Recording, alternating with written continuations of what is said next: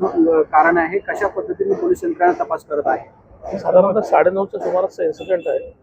एक व्यक्ती आहे जखमी टोके म्हणून.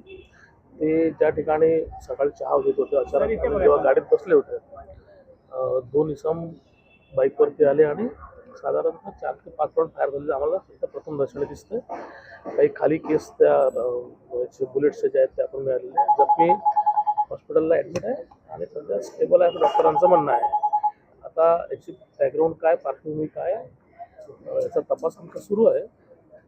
जखमी व्यक्ती काय व्यवसाय करत होता, त्याचा स्वतःचा काय बॅकग्राऊंड आहे याचा पण तपास चालू आहे. आणि सगळ्या पद्धतीने आमच्या टीम्स, क्राईम ब्रांचची आणि police station, local police station आणि झोनवनच्या टीम्स ह्या कंबाईनप्रमाणे काम करत आहेत आरोपींच्या मागे. सर, ठेकेदार एपीएमसी मधला होता, त्या कुठेतरी वादातून झालाय का? आता ही सध्या चर्चा आहे, म्हणजे ह्या चर्चा विविध प्रकारे चर्चा आहे, पण निश्चित कंक्लुजनपर्यंत पोलीस कुठल्याही पद्धतीने आलेलं नाही आहे. जेव्हा जखमी स्वतः बोलण्याच्या मनस्थितीमध्ये असेल त्यावेळेस आणि काही इतर त्या बाकीचे आमचे अँगल्स आहेत जेव्हा स्पष्ट होतील त्यावेळेस नक्की आम्ही सांगू शकतो. Thank you sir.